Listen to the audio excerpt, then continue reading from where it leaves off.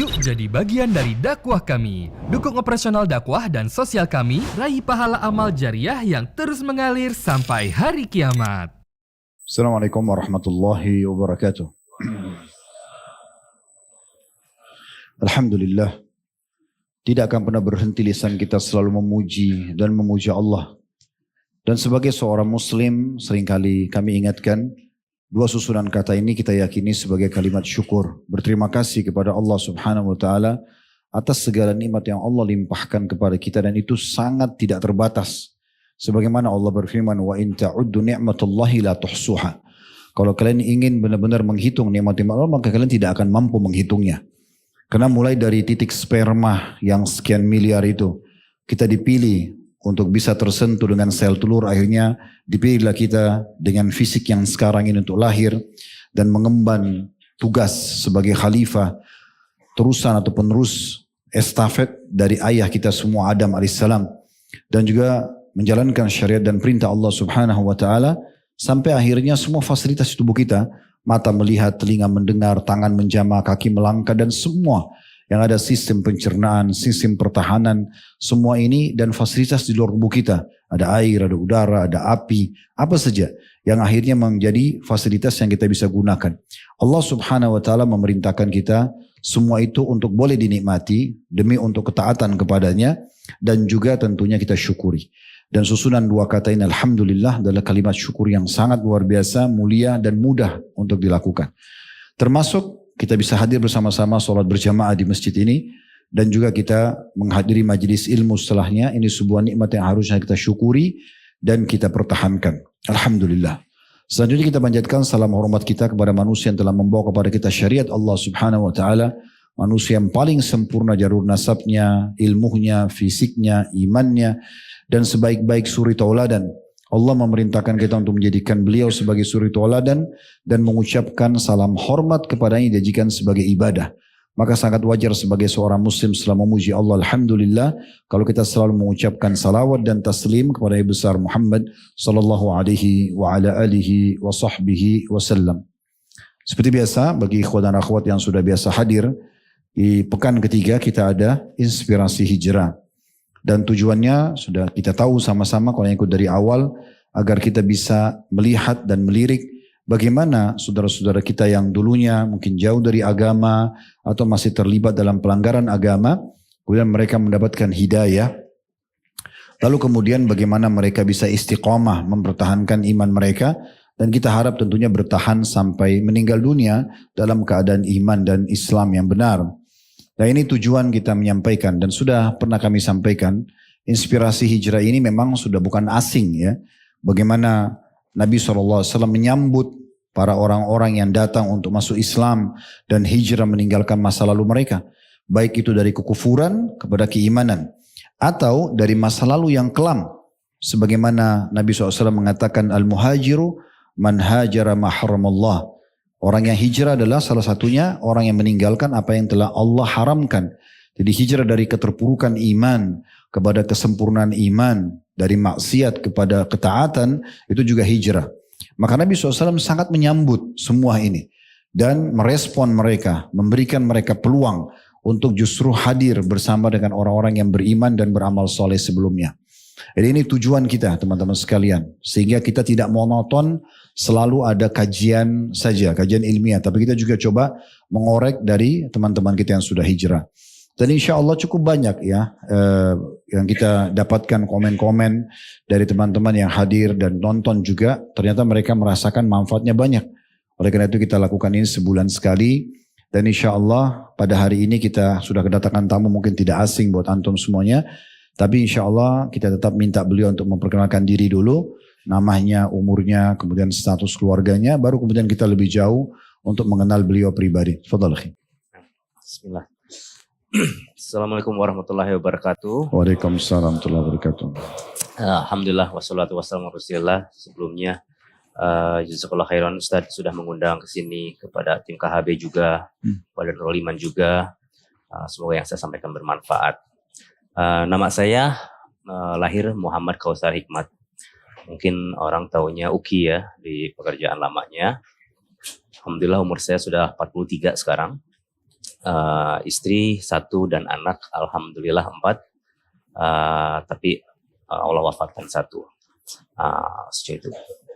Jadi itu insya Allah mungkin nama beliau sudah tidak asing di umur dan juga status keluarganya. Semoga insya Allah anak antum yang Allah wafatkan tadi 1 ya. Mudah-mudahan jadi tambahan amal pada hari kiamat nanti. Sebagaimana Nabi SAW menjelaskan bahwasanya nanti akan terdengar suara gemuruh di depan surga. Dan Allah bertanya kepada para malaikat, suara apakah itu? Padahal Allah, kata Nabi SAW, sudah tahu suara apa itu. Tapi Allah sengaja bertanya kepada para malaikatnya. Maka para malaikat mengatakan itu adalah anak-anak muslim yang meninggal sebelum balik. Mereka minta agar orang tua mereka dimasukkan ke dalam surga bersama mereka. Maka Allah Azza wa Jalla berfirman, masukkan mereka bersama orang tuanya ke surga. Jadi bagi saudara-saudara kita muslim yang memang meninggal, wafat anaknya yang Allah titipkan dari 4 bulan semenjak ditiupkan ruh atau sampai sebelum balik, maka itu semua insya Allah kebaikan dulu. Allah SWT lebih tahu kenapa hanya menentukan ajal atau umurnya sampai di situ.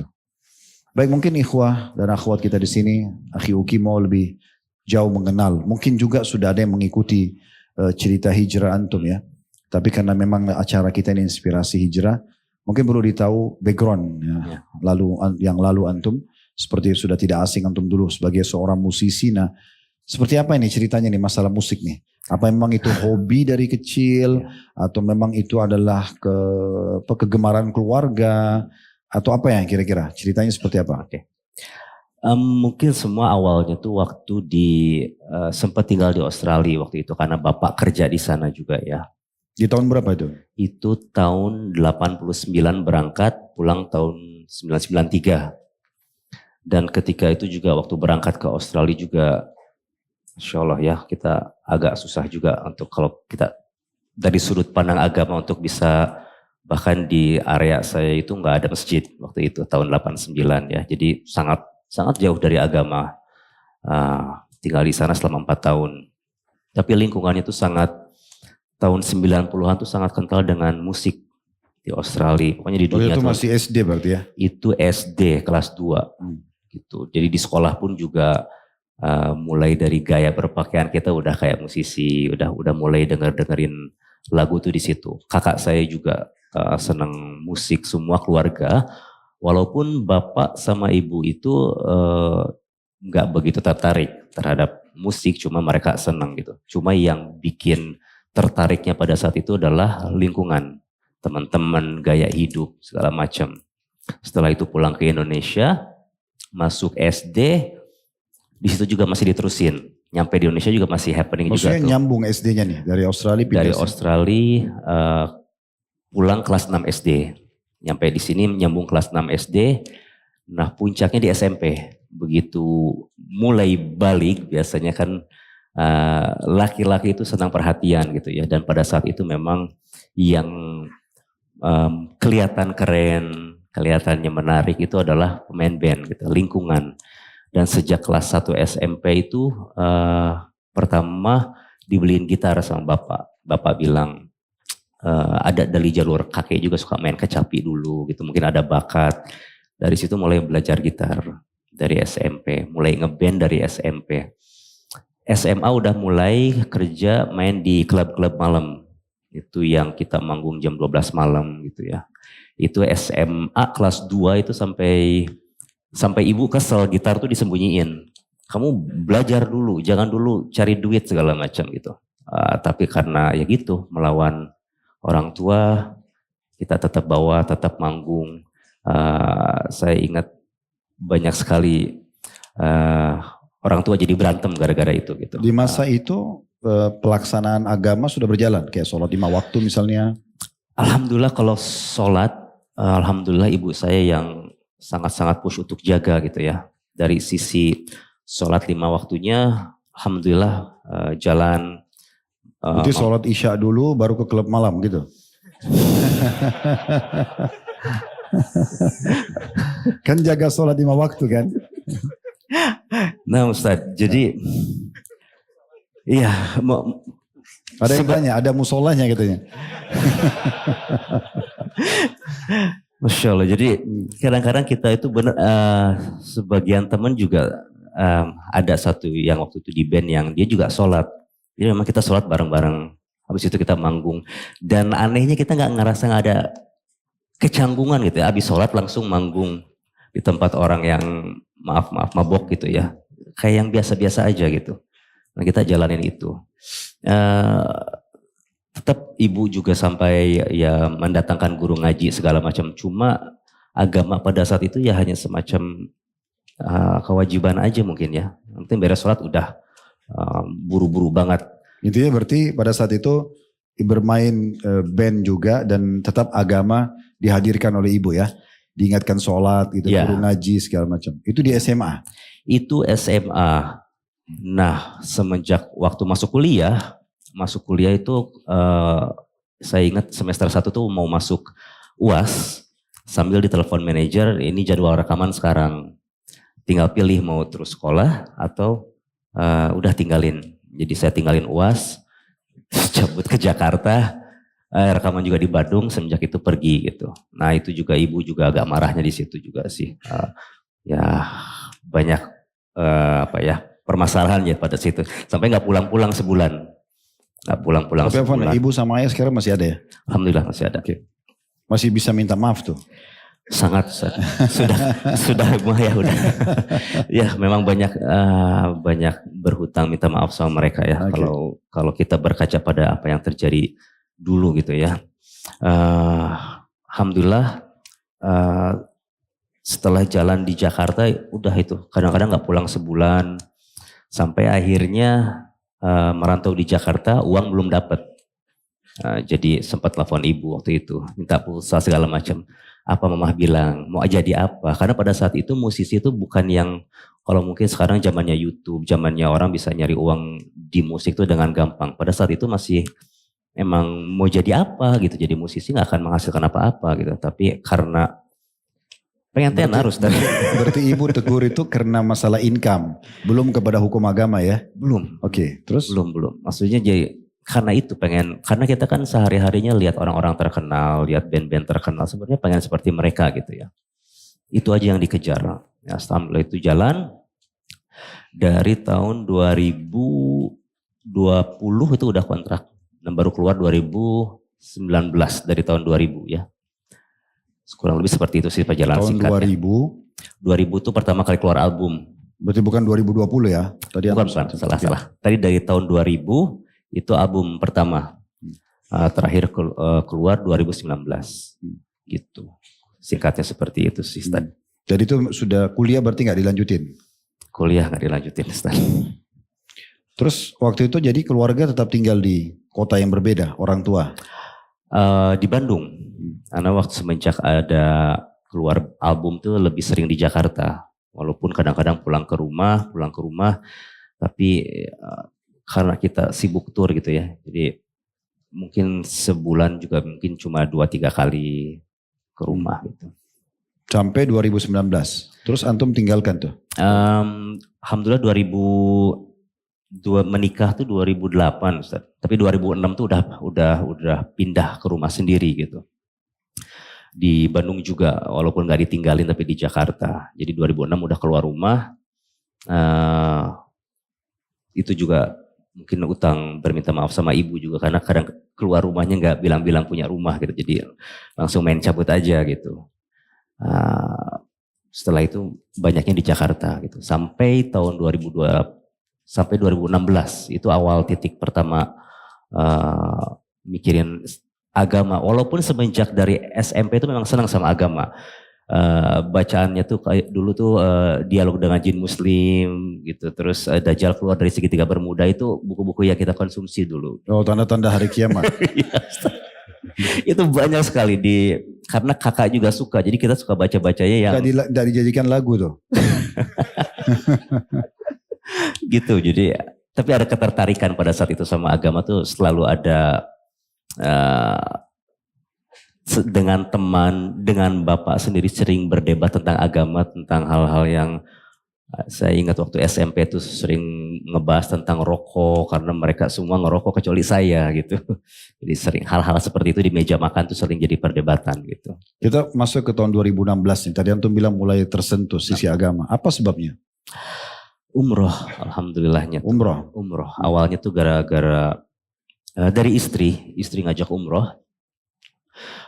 Waktu itu memang bentrok sama jadwal manggung, jadi kayaknya nggak bisa deh. Tapi alhamdulillah qadarullah memang panggungnya batal, terus kita berangkat umroh itu sama anak juga.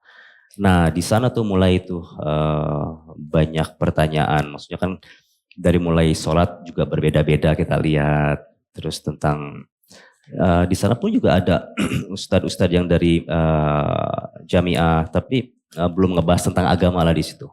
Masih ngebahas tentang seputar sholat. Saya juga sempat duduk juga di kajiannya pada saat itu masih Ustadz Firanda sama Ustadz Abdullah Roy. 2017 juga ke sana lagi gitu. Nah pulang dari sana mulai bertanya-tanya gitu. Kayaknya ada yang miss nih dalam mungkin kita pikir kita sudah tahu agama, yang penting sholat, puasa segala macam itu. Tapi ada hal-hal yang ternyata harus dipelajarin gitu ya. Walaupun pada saat itu belum masuk pada ranah tentang pembahasan tentang musik. Hukum musik belum. Baru lebih tertarik aja pada saat itu tentang agama gitu. Gitu. Terus setelah balik dari umroh, apa yang antum lakukan? Masih tetap dengan aktivitas biasa? Enggak, waktu di sana tuh dapat saran juga. Jadi sempat membaca tentang dahulu para sahabat itu membaca 10 ayat, baru nanti pindah lagi gitu setelah paham. Dan itu pulang dari umroh 2016 itu coba dipraktekin gitu. Jadi habis subuh baca Quran, baca artinya, terus di bawahnya suka ada tafsirnya gitu. Setiap hari 10. Setiap hari aja itu dijalanin.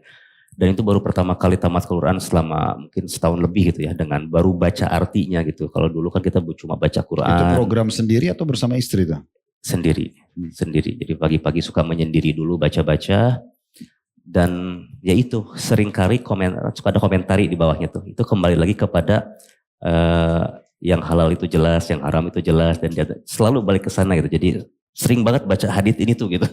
Selama umroh, perjalanan umroh, apa yang menyentuh antum di situ sehingga selain kegiatan spiritual yang ada, misalnya kayak ritual tawaf, sa'i, sholat, selain ini ada nggak? Mungkin antum lihat dalam mimpi, antum dinasihatin oleh seorang ustadz, atau antum diskusi sama teman-teman mutawif di sana. Ada sesuatu nggak berhubungan dengan itu? Atau hanya sekedar perjalanan itu menyentuh aja? Yang pertama kali waktu itu dirasain waktu pertama kali lihat Ka'bah sih. Maksudnya perasaan itu nggak dapetin lagi sekarang gitu. Ketika pertama kali melihat bahwa walaupun kita sudah beragama Islam, tapi ketika melihat itu tuh seolah-olah ini agama real. Tuhan itu ada dan disembah gitu. Jadi ketika mengelilingi Ka'bah itu pertama kali tawaf itu yang nggak tahu kenapa kayak rasanya kok kayak dosa tuh banyak banget gitu di situ tuh. Merasa terbebani. Iya. Dosa. Teman-teman yang dari band gak ada yang ikut umrah pada saat itu? Enggak. Sama Terus istri waktu aja. pada saat pulang sempat duduk diskusi, ngobrol-ngobrol sama mereka, ceritain pengalaman gak? Iya. Jadi sebagaimana biasanya kalau orang pulang umroh itu kan semangatnya tinggi gitu ya, girohnya. Terus kita sok-sok banyak berdebat dengan teman-teman kita yang akhirnya malah kita sendiri dipatahkan sama mereka gitu. Kadang-kadang kita sering ngebahas tentang agama, tentang hal-hal yang sebenarnya kita sendiri juga nggak tahu, cuma sok tahu gitu. Dan mungkin pengen lihat perubahan teman-teman. Sedangkan saya sendiri juga sebenarnya ya belum tahu apa-apa juga sih, hanya baru pulang umroh gitu. Menyampaikan. Sering kita ada, ya memang sama teman-teman dulu sering adalah membahas tentang agama, cuma alhasilnya ya gitu, hubungan juga nggak enak ya. Gitu. Oke, 2016 tuh pulang umroh, mulai ada perubahan, mulai pelajari 10 ayat per hari gitu ya. Terus mulai ada diskusi ringan sama teman-teman ini. Terus puncaknya tadi 2020 ditinggalkan? 2019. 2019. Apa penyebabnya? Jadi dari 2016 itu sampai 2018 itu mulai itu sering juga nonton kajian-kajian gitu ya. Nonton kajian, maka sering posting juga hal-hal yang berbau agama di Instagram gitu. Sampai puncaknya di tahun 2017 kalau nggak salah ada yang komen di Twitter pada saat itu. Bahwa nggak boleh musik itu haram. Sesimpel itu gitu. Terus kita debat di Twitter itu gitu.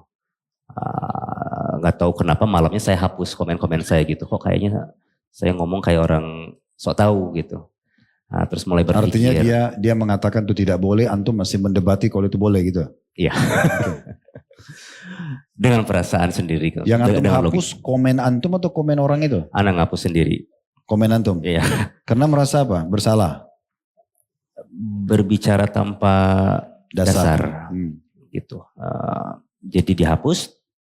Terus, sempat ngobrol sama istri juga, ini ada kemungkinan ini haram pada saat itu, karena nggak tahu. Ada kemungkinan ini haram. Terus ya investigasi, harus mencari tahu gitu. Mau nggak mau, selama 2 tahun itu mencoba mencari tahu. Di tahun 2018-nya itu sebenarnya udah ada berat ke situ ya, berat ke sana. Tapi tetap ada bukan perlawanan, saya mencoba untuk menjadi musisi syar'i pada saat itu. Dengan cara berjenggot, menggunakan ya nggak isbal juga. Berarti tidak cukup dengan perbankan dan hotel syar'i ya. Karena sebelum keluar sempat gini Ustadz, sempat saya nggak mau main di klub malam lagi. Oke lah, perdebatan tentang musik berbeda, tapi sepakat dong kalau income dari khamar mah udah nggak ada perdebatan. Jadi sempat beberapa lama itu kalau manggung nggak mau main di klub malam. Terus 80% penghasilan kita itu ya mungkin 70-80% kita adalah panggung yang sponsornya rokok ya. Saya sendiri nggak merokok gitu, dan dari kecil saya sudah bilang saya nggak suka. Dan kalau saya mau jujur sama diri sendiri gitu ya, kamu nggak ngerokok tapi kamu manggung yang sponsornya rokok, berarti kamu mempromosikan rokok gitu ya. Di waktu yang sama berarti saya nggak jujur sama diri saya sendiri. Jadi saya, yang kedua juga saya nggak mau manggung di yang jual khamar, yang kedua yang nggak ada rokoknya. Sisanya sedikit panggung, entah itu mungkin hari gatheringnya bank, atau sisanya cuma mungkin handphone atau acara sedikit sekali gitu. Jadi pada akhirnya ketika kita mencoba untuk menjadi musisi syar'i, kejepit juga semuanya. Dari segi bukan pembahasan tentang musiknya. Karena yang namanya musisi itu ada. Jadi maksudnya syar'inya ini tidak tampil di klub malam. Ya gitu kan, gitu ke arahnya. Terus, yang penting jangan di klub malam, jangan di tempat yang dianggap haram gitu ya. Iya. Oke. Ada juga kan kalau musisi itu ada istilahnya jumpa fans. Yang dimana fans itu kadang-kadang beli harga mahal untuk bisa mungkin makan malam sama artisnya segala macam. Otomatis mereka pengen foto dong. Dan otomatis mereka pengen peluk juga kadang-kadang gitu. Dan yang datang ke sana kan gak mungkin mereka yang pakai himar tertutup semua gitu. Pasti yang tahu sendiri seperti apa gitu. Jadi karena ganjil juga kalau pakai himar minta foto kan. Iya, apalagi peluk-peluk kan itu nggak mungkin.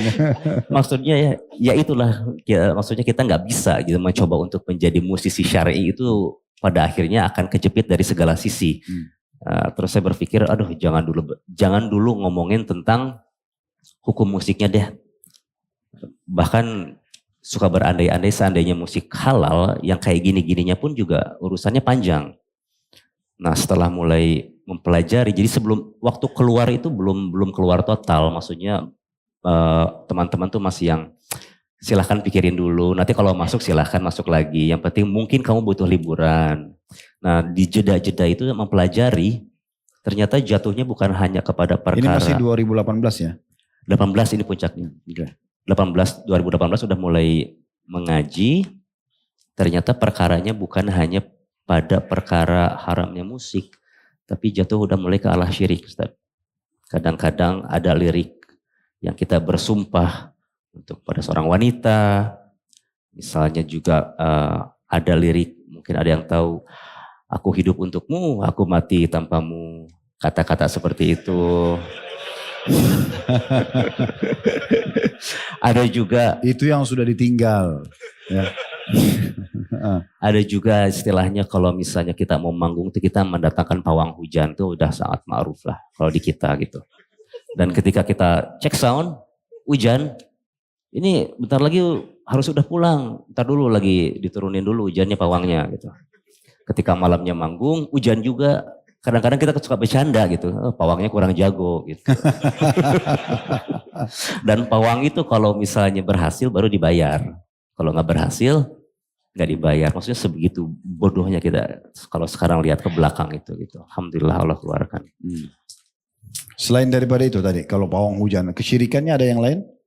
Pakai jimat misalnya, atau ada peramal untuk mendebak? ini acara sukses atau tidak gitu. Ada juga ke sana nggak? Ada. Cuma saya takut karena ini ngebahasnya nih ranah perusahaan juga nih. Memang tapi Enggak, global aja. global aja. Karena teman-teman ini perlu mengetahui dari semua sisi selain hukum syar'i. Karena kalau hukum syar'i mungkin saya bisa jelasin. Akhi dan ukhti haram, ini ayatnya, ini hadisnya, selesai. Tapi kita ingin menyentuh dari sisi yang lainnya. Di praktisi di lapangan itu akan beda. Bisa menyampaikan sesuatu secara global, tidak harus menyebutkan nama perusahaan, tidak harus menyebutkan merek, brand, tidak ada. Kita cuma menyebutkan ternyata kayak tadi itu ada kadang-kadang masuk ke ranah syirik sampai pakai pawang hujan. Itu kan satu poin yang mungkin tidak semua orang tahu poin itu. Mungkin orang pikir ya sudah cuma tampil saja gitu. Itu contohnya. Jadi tidak asing karena gini, dalam teori agama semua amal soleh itu punya saudara-saudara. Contoh, orang sholat 5 waktu itu sangat dekat dengan zikir, doa, baca Quran, teman-teman soleh, majelis ilmu, itu kayak paket itu. Nah sebagaimana juga orang kalau di diskotik, musik, itu dekat sekali dengan khamr, perempuan, itu kayak satu paket gitu. Makanya Urwa bin Zubair rahimahullah, seorang ulama tabi'in pernah berkata, kalau kamu melihat satu kebaikan, amal soleh dari seseorang, bersangka baiklah dengan dia. Karena amal solehnya itu punya saudara-saudara. Kalau sekali kita lihat orang itu ke masjid sholat, kita harus sangka baik. Berarti orang ini aja saja amal soleh yang lainnya pasti. Mungkin dia baca kitab di rumahnya, mungkin dia hadir majelis ilmu, mungkin dia dakwahi keluarganya, mungkin dia pendapatannya halal, mungkin dia bakti sama orang tuanya. Itu satu paket. Sebagaimana kalau kamu lihat seseorang melakukan perbuatan dosa, ketahuilah dia pasti punya saudara-saudara. Artinya itu pasti akan ada rentetannya. Itu kayak sudah pasti. Orang kalau sudah umumnya ya, bermain musik ya tadi, itu sudah tidak asing. Kita tentu bilang masalah klub malam, kemudian pasti akan ada perempuan yang tidak berhijab, kemudian akan ada khamr, akan ada narkotika, akan ada segala macam. Tapi sisi syirik ini saya pun baru dengar nih, kalau pakai pawang hujan gitu kan contohnya. Tadi juga ada jimat ya. Jadi ada juga misalnya kayak gini, kalau kita kan keliling Indonesia otomatis budaya agamanya beda-beda. Dan ada beberapa daerah yang mereka mensakralkan areanya.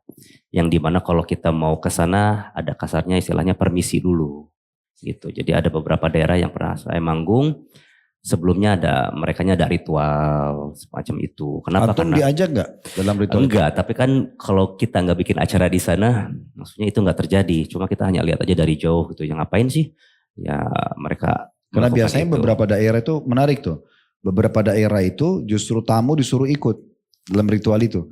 Padahal ritual itu kesyirikan. Itu berbahaya. Berarti menandakan sudah ada pembatal keislaman kan.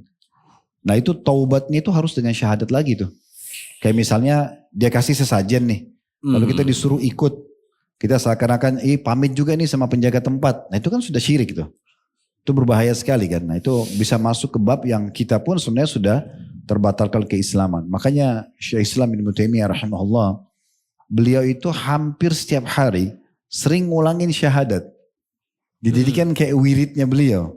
Selain syahadat dalam sholat, selain dalam azan itu ya. Beliau jadikan sholat. Terus ditanya sama muridnya, kenapa anda ulangi syahadat? Berapa kali kami dengar ini sering ulangi syahadat. Dia bilang, saya khawatir ada detik-detik hidup saya di mana saya lalui terjadi kesyirikan. Keluar dari Islam, saya meninggal, gak masuk surga. Lebih baik saya berbaharui syahadat itu. Itu dalam kondisi beliau seorang alim yang memang jauh dari perbuatan tersebut. Apalagi kalau kita memang dasarnya tidak tahu gitu ya. Jadi itu juga poin penting untuk diperhatikan. Nah. Dan ini lumayan terjadi, maksudnya sajen itu Ustaz, maksudnya ini waktu yang tepat karena saya menyampaikan sama teman juga ya. Jadi ada istilahnya kalau di studio kita dulu itu ada istilahnya kalau malam Jumat nggak boleh rekaman. Tapi ini bukan global ya, cuma hanya studio yang waktu tempat kita rekaman aja. Boleh rekaman? Karena pada saat itu memang waktunya sajen. Oh gitu, bukan karena jinnya yang konser. Walaupun waktunya itu mereka gitu. Maksudnya, tapi yang anehnya gini kan, maksudnya kenapa kita jadi pada percaya? Memang sudah ma'ruf di studio itu seringkali kita rekaman di sana suka ya maaf ada suara-suara ikut masuk gitu. Jadi gimana nggak pada percaya gitu? Artinya jinnya nyanyi juga gitu. Iya.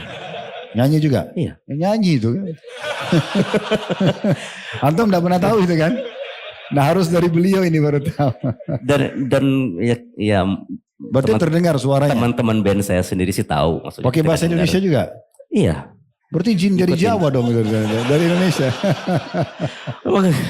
emang lucu, tapi dikirain band kita aja ngalamin, ternyata ada juga yang ngalamin kayak gitu ya. Berarti mereka mau ikut konser juga ya? Dan kadang-kadang emang iya, jadi kalau malam Jumat itu memang kadang-kadang bermasalah, komputernya suka mati, suka apa gitu. Kadang-kadang kita pikirnya, udahlah biasa, ya udah kita nggak usah rekaman dulu gitu. Jadi hal yang biasa kalau kita pikir sekarang, gila ya sampai seperti itu. Sebenarnya di poin ini kalau kita mau tanggapin, bukan karena musik. Kalau hukum musik sudah mungkin umumnya jumhur ulama sudah melarang gitu ya. Sebagaimana mungkin nanti kalau antum ceritakan salah satu sebabnya mungkin apa yang antum dengarin dalilnya. Tapi itu tidak asing kalau kita ingin cari dalilnya. Cuman di sini syaitan kalau kita terjerumus dalam satu dosa, ikhwan akhwat sekalian, dia tidak ingin kita terjerumus dalam satu dosa. Ya misalnya dia godain nih, kita terjerumus dalam perbuatan zina. Dia nggak akan cukupkan dengan zina. Dia akan pindah ke perbuatan yang haram. Misalnya maaf ya, orang berzina di kemaluan. Nanti dia akan bisikin untuk interaksi di dubur misalnya. Itu lebih besar lagi dosanya. Nanti coba lawan jenis, sesama jenis. Itu pindah ke dosa yang lebih besar lagi, homo atau lesbian. Nanti bisa pindah ke hewan. Nanti bisa pindah ke membunuh, khamar, judi, wow macam-macam tuh. Jadi dia akan selalu seperti itu. Nah di sini dia udah tahu nih lingkungan musik ini mungkin supaya orang-orang yang sudah terpengaruh tidak perlu lagi untuk digoda karena sudah masuk dalam perangkat itu kan. Dia masukkan masalah baru. Masalah keyakinan kalau setiap tempat itu ada penjaganya. Nah ini Allah sebutkan dalam surah Jin kan. Karena orang-orang musyrik Mekah dulu, ke tradisi mereka, itu kalau mereka lakukan perjalanan, mampir di sebuah lembah, itu mereka tanpa sebab nih. Gak ada sebab apa-apa, gak ada angin. Kalau tadi ada suara didengar, ini gak ada sama sekali. Tapi orang-orang itu, orang-orang pimpinan kafilah perjalanan itu mengajak semua anggota yang hadir di kafilah, ayo serahkan apa yang kalian mau serahkan untuk penjaga lembah. Yang ini serahkan madu, yang ini serahkan keju, yang ini gandum. Diambil semua, lalu pemimpin kafilah datang ke tengah-tengah lembah, lalu dia bilang, wahai penjaga lembah, ini setengah bekal kami, jangan ganggu kami. Dan Allah sudah bongkar dalam Al-Quran. Karena mereka yang mengkultus wilayah itu dengan itu, maka Allah mengatakan fazaduhum rahaqa. Syaitan di sekitar lembah itu malah makin mengerjain mereka. Jadi nanti itu makin jadi tuh malam Jumat. Jadi selalu dikultus. Dan itu akan nyebar ke studio lain terus-terus gitu. Selain daripada hukum musiknya. Ini perbuatan yang lebih besar lagi. Karena kita akan takut sama jin, sama syaitan. Kita akhirnya ikutin syarat-syaratnya. Nanti akan ada syarat tuh. Syaratnya harus ini, harus itu dan seterusnya. Ada beberapa praktisi musisi juga yang pernah saya ketemu. Tapi dia ikut musik apa sih yang di Inggris yang biasa minum darah segala macam. Itu ternyata ritualnya sebelum tampil itu memang harus minum darah ayam. Gitu. Ya, itu saya ketemu sama salah satu tokohnya itu. Dia bikinkan gambaran di kamarnya sebelum dia buat lilin bentuknya seperti bintang. Dia duduk di tengah-tengah. Ayam itu bukan dipotong ya. Dia dengan sangarnya dicabut kepalanya. Diminum darahnya gitu-gitu. Jadi memang ritual-ritual seperti itu. Itu sampai pada situ nanti mungkin lebih jauh. Bisa saja nanti bukan cuma darah hewan, darah manusia dan seterusnya lah. Ya. Itu rentetannya kemana-mana. Jadi seperti itu memang ada ditimbulkan maksiat yang lain lagi. Yaitu tadi mengkultuskan wilayah itu, meyakini adanya penjaga tempat dan segala macam. Ada yang lain antum teringat kira-kira? Dari hal-hal yang seperti ini. Kalau tadi masalah jimat-jimat ada juga dipakai. Enggak, kalau mungkin karena kalau perempuan kan biasa pakai susuk supaya lebih cantik. Nah kalau itu mungkin suaranya lebih indah. Kalau yang setahu ya mungkin bukan di musisi ya, maksudnya kalau yang yang susuk saya memang ma'ruf juga, itu juga ada yang sempat nawarin juga yang kayak gituan. Cuma kalau mungkin jimat nggak secara spesifik gitu ya, jadi lebih kayak yang pakai ini apa ya supaya sehat kayak gitu, cuma segala macam gitu. Tapi untuk merekanya benar-benar menyadari bahwa bergantung sama itu sih, alhamdulillah kalau di band saya enggak. Tapi nggak tahu kalau di band lain ya pemahaman itu nggak tahu. Untuk menunjukkan rasa peduli terhadap audiens yang hadir. Apa yang kadang-kadang dilakukan oleh para musisi untuk menarik mereka? Apakah hanya sekedar konser, musik, suara aja? Atau ada sesuatu yang membuat supaya audiens itu tertarik misalnya?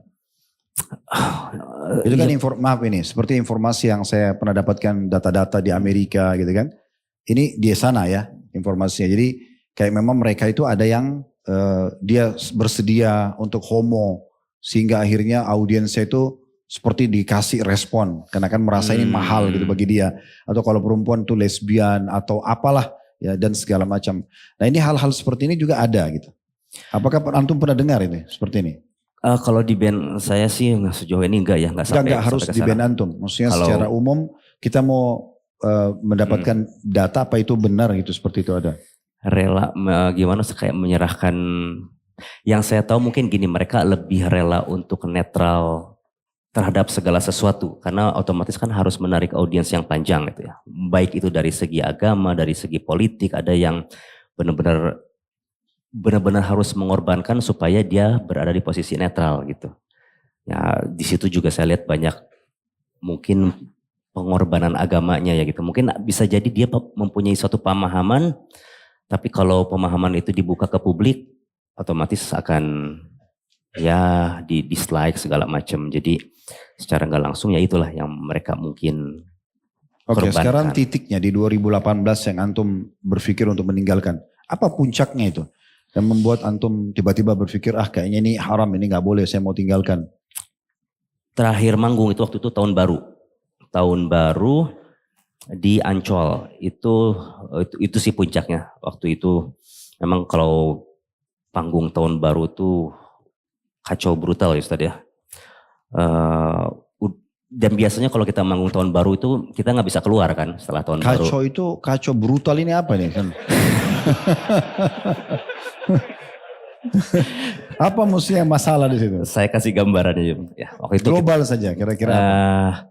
Supaya ini tahu, jadi nggak datang mereka. Ya.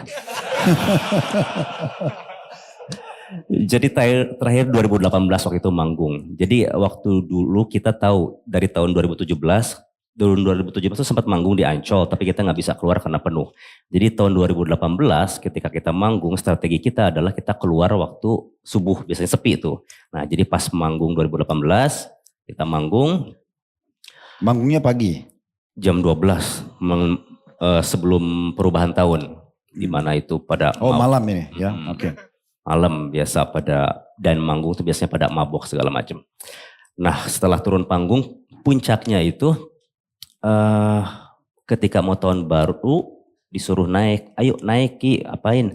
Tiup trompet, dia bilang, tahun baru. Pada saat itu lagi mempelajari juga agama tentang trompet, terus perayaan itu sejarahnya seperti apa tahun baru. Nggak mau ke atas, pada tiup trompet segala macam, saya sendiri pulang. Terus pas subuh keluar, itu banyak orang yang mabuk tidur di lantai, gitu. Cewek-cewek juga segala macam. Dan laporan pada saat itu penjualan kondom itu, itu memuncak pada tahun itu, pada tahun baru gitu, maksudnya. Berarti mabuk, zina gitu ya maksudnya? Yang ditakutin gitu, tapi kan kita menjadi penyebabnya apa? Ya karena salah satunya diundang jadi rame. Nah, berarti sumbernya itu adalah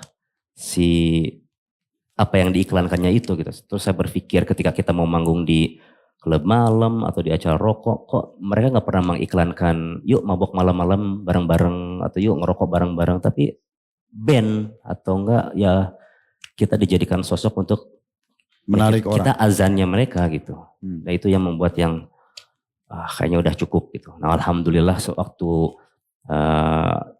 itu terjadi sebelum ke Jember. Ada pengaruh dari melihat orang yang mabuk itu juga?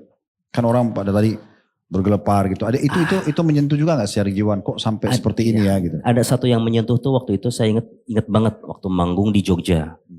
Manggung di klub malam jam 12:30, tapi di depan ada wanita pakai hijab. Paling depan. Dia joget, ya, maksudnya dia nonton, tapi di belakang dia orang-orang mabok. Dan itu kan menekan ya, kalau kan sempit gitu panggung tuh. Orang itu ketekan-tekan si perempuan gitu-gitu. Saya lihat, wah gimana kalau anak saya kayak gini gitu. Jadi dia juga berusaha untuk menjadi fans syar'i. Memakai hijab, datang ke klub malam. Bagus antum pakai istilah ini supaya kita batalin sebentar. Yang di atas jadi musisi syar'i, di bawah juga ada fans syar'i. Tapi ya kayaknya gak berhasil ini semua. Seperti itu menyentuh sih pada saat lihat itu. Setelah itu 2018. Tapi di saat itu antum sudah baca tentang artikel pendapat ulama, dalil-dalil tentang masalahnya atau belum? Masih lebih kepada pengalaman seperti ini? Sempat baca sampai lihat justru ulama-ulama luar karena berpikir jangan-jangan ini mah ustaz-ustaz lokal aja yang kayak gini gitu. Mencari pembenaran dulu ya. Ya sempat lihat beberapa ulama-ulama dari luar. Ternyata lebih keras. Ada yang lebih keras lagi ya. Jadi wah mentok nih luar negeri nggak dapat, dalam negeri nggak dapat gitu. Jadi nggak cari di pulau mungkin di Pulau Seribu ada. Alhamdulillah tapi selalu berdoa gitu ya. Ya Allah temukanlah aku dengan seseorang yang paham agama dulu. Yang bisa memandu gitu. Yang memandu dan itu memang saya doakan setiap tahun baru. Selama 3 tahun diantaranya adalah doanya itu selalu ya Allah kalau musik ini halal permudah, kalau musik itu haram persulit gerak gerik saya di dalam sini selama 3 tahun. Pas tahun ketiga itulah memutuskan karena ya ternyata mengalami kesulitan dalam membuat album itu kerasa gitu. Di tahun ketiga udah enggak, ya udah minta dipertemukan aja dengan seorang yang paham agama yang bisa memberi petunjuk. Jadi subuh itu pulang dalam kondisi sudah sulit untuk menerima, itu ya secara kejiwaan terganggu ya. Terus keputusan apa antum hari itu? Puncaknya ketika ketemu Ustadz, alhamdulillah waktu itu doanya ya alhamdulillah diijabah, kita ketemu di satu pesawat gitu. Beliau duduk di belakangnya, waktu itu kru tuh sempat bilang, Ki ada Ustadz Khalid katanya. Oh iya pas dia lihat, oh bukan itu Ustadz Syafiq. Namanya Wahyu. Jadi wasilahnya dari Wahyu tuh teman saya itu Wahyu. Tapi paling tidak nama saya sempat disebut. Mudah-mudahan ada karena kita sering nonton juga ya. Insyaallah. Nah mulai dari situ nyuratin ke Ustadz di belakang. Memperkenalkan diri. Menanya-nanyakan tadi seputar. Itu pulang dari acara itu? Jadi itu terjadi sebelum tahun baru juga. Oh sebelum tahun baru. Sebelum tahun baru. Nah setelah nyuratin, sebulan kemudian tahun baru itu. Dan sempat mimpi itu, jadi setelah tahun baru itu sempat liburan ke Singapura. Terus mimpi ngamen di depan rumahnya Ustadz Syafiq. Mimpi. Ini Ustadz Syafiq udah tahu belum nih? Mimpi manggung, kita saya ngamen di depan rumahnya, main gitar. Terus dikasih duit gak? Dia dalam mimpi dikasih duit gak? dia masih inget banget itu. Dia keluar, cuma melototin lihat aja, cuma diliatin. Udah, alhamdulillah pada saat itu udah punya nomor Ustadz gitu. Ustadz kayaknya harus ketemu deh, harus ke sana. Alhamdulillah beliau lagi libur, lalu ke Jember setelah itu.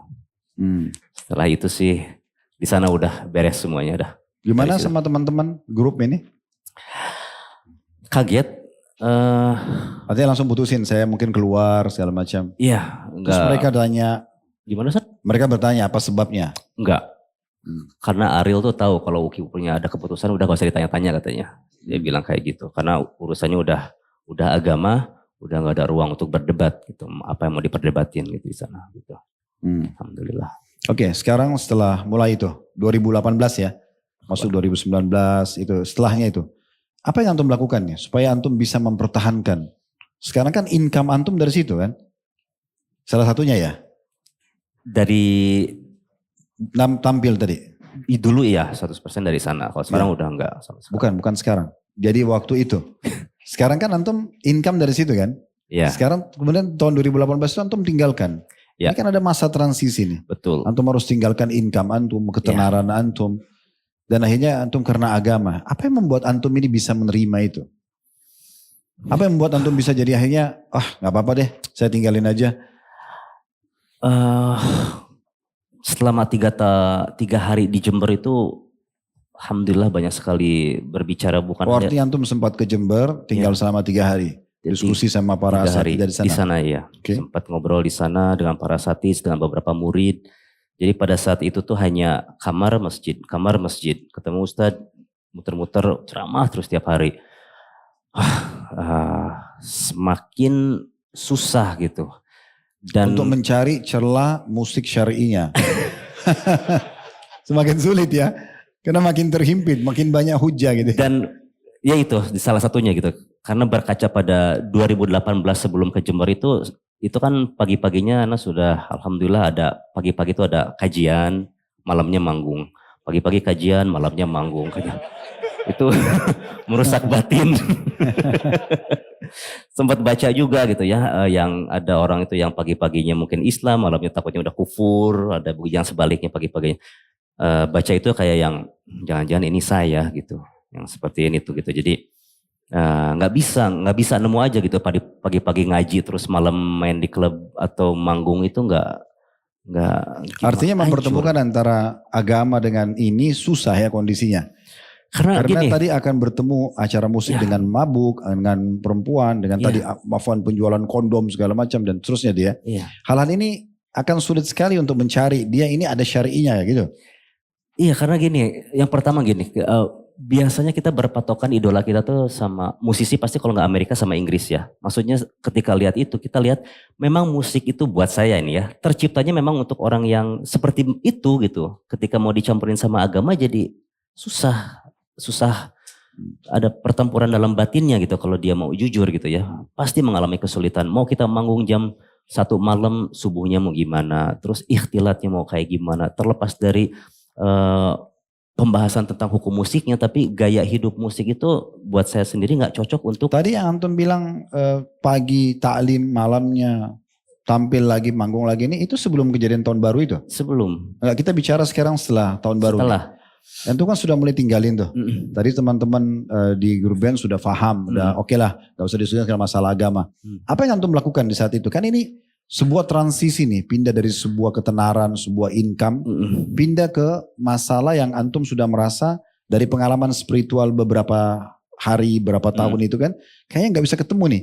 Nah gimana nih mendapatkan sumber income baru, kondisi dan komunitas baru, itu apa yang Antum lakukan? Alhamdulillah waktu itu sempat sama Reda itu kita ketemu sama Ustadz Subhan. Maksudnya dia menceritakan apa yang ada pada kamu sekarang udah tapi gak bisa ngambil lagi uang-uang yang ya mau itu royalti segala macem. Dan saya pada saat itu gak punya keahlian lain selain di bidang itu gitu ya. Jadi dinasihatin juga ya jangan heran kalau nanti uangnya mungkin dikuras dulu. Nanti mungkin Allah akan gantikan dengan yang baik. Itu di Jakarta 2 tahun tuh memang kayak orang nggak karuan hidupnya saya Ustaz.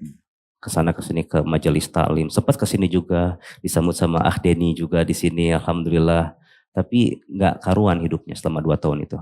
Karena tadi ya transisi itu. Transisi itu ya kadang-kadang kita coba datang ke kajian, tapi maksudnya. Tapi di saat transisi 2 tahun itu nggak sempat manggung lagi? Enggak, udah keluar. Emang betul-betul ditinggalkan? Udah keluar, nggak boleh menerima lagi uang segala macam. Ya mencari jati diri barunya itu yang susah. Setelah kita hijrah itu mau apa? Kadang-kadang kita berhijrah berharap orang-orang tuh ngebantu kita. Di transisi itu apa yang Antum lakukan? Supaya Antum bisa tetap nih, tidak kembali karena tidak ada keterampilan lain, hanya ada itu. Sebelum corona itu udah mulai yang pengen belajar dari dasar. Memang waktu ke Jember ketemu Ustadz Subhan selalu menanyakan gimana sih proses belajarnya agama yang benar gitu ya. Karena buat saya pada saat itu karena saya musisi berangkat ke kajian itu buat saya ibaratnya kayak nonton-nonton konser. Tapi kita nggak belajar secara ada orang yang belajar musik itu kan dia les ya. Dari dasar dulu terus dia naik.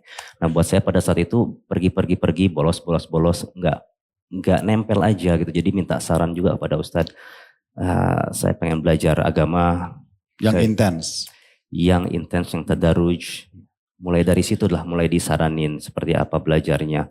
Dan yang saya selalu pegang itu adalah Al-Quran gitu ya. Dari dulu, dari awal yang tadi cerita yang 10 ayat itu, sekarang saya pengen paham Al-Quran dengan bahasa aslinya gitu. Dan saya akan bertekad untuk melakukan itu sampai saya mati. Mencoba untuk memahami Al-Quran gitu karena seringkali musisi selalu bertanya kalau nggak ada musik gantinya apa, dan memang Ustadz banyak menyarankan juga ya gantinya Al-Quran, tapi saya jujur pada diri saya sendiri ketika saya dengar Quran saya nggak paham, ketika saya berdiri sholat saya nggak paham, Tapi kalau dengar musik kenapa bisa dinikmatin? Karena saya paham, tinggal dibalik sekarang. Oh berarti ya saya harus mencoba Untuk memahami belajar bahasa Arab. bahasa Arab supaya bisa menikmatin Al-Quran gitu dan menikmatin sholat juga. Jadi ya itulah. Di saat hijrah ini kita flashback dulu. Bagaimana respon ibu? Ibu marah, sedih, kasihan, bercampur kalau ibu sih semua gitu ya. Ayah ya mungkin karena laki-laki ya, tapi kalau ibu itu dia yang awalnya kesel karena yang dapat banyak tekanan dari keluarga ibu. Jadi Artinya kenapa anak kamu tinggalkan gitu-gitu? karena pada saat itu juga mungkin video di Jember itu keluar, orang menyangka di sana tuh ada sekte apa gitu. Karena dari sudut pandang orang awam gitu ya, mereka nggak pernah lihat apa itu yang namanya sunnah atau salaf, itu kan nggak tahu gitu ya. Jadi ketika itu yang lebih dikhawatirkan adalah kamu jadi teroris ya, karena jenggot panjang. Itu yang mereka concern gitu, karena nggak tahu gitu. Pada saat itu juga keluarga itu banyak yang bertanya sama ibu gitu. Sampai ya. kapan itu syubhat itu ada di pikiran orang tua? Sampai sekarang atau sudah selesai? Alhamdulillah sudah selesai. Sudah selesai. Karena sebenarnya kita sendiri yang memperburuk keadaan gitu ya. Ketika kita hijrah, kita nyampe ke rumah, kita ngobrol sama orang tua dengan cara mendebat. Jadi semakin jelas aja ini kayaknya teroris kayaknya gitu. Gitu. Tapi minta nasihat lagi, bukan kayak gitu kalau ke orang tua, coba diberubah dari akhlak segala macam. Alhamdulillah saya ingat saya nanya sama ibu, Mama lebih suka saya yang dulu di band atau yang sekarang, jujur sekarang. Alhamdulillah beliau jawabnya sekarang gitu. Dari situ mulai itu dia otomatis kajian juga nontonnya sekarang alhamdulillah dengan sendirinya gitu. Jadi kalau kita simpulkan poin antum bisa istiqomah setelah meninggalkan itu, apalagi 2 tahun tadi masa transisi, itu karena antum sering konsultasi sama para ustadz ya. Ada masalah apa antum konsultasi, antum tanya gitu ya. Itu berarti kiat pertama ya. Jadi sering konsultasi dengan ahli agama sehingga selalu ada jawaban. Mentok di sebuah titik tanya lagi, diberi saran lagi. Betul. Seperti itu ya. Dan yang kedua tadi tentang masalah bagaimana coba untuk belajar bahasa Arab tadi ya. Lebih memahami agama dari sumber bahasanya langsung.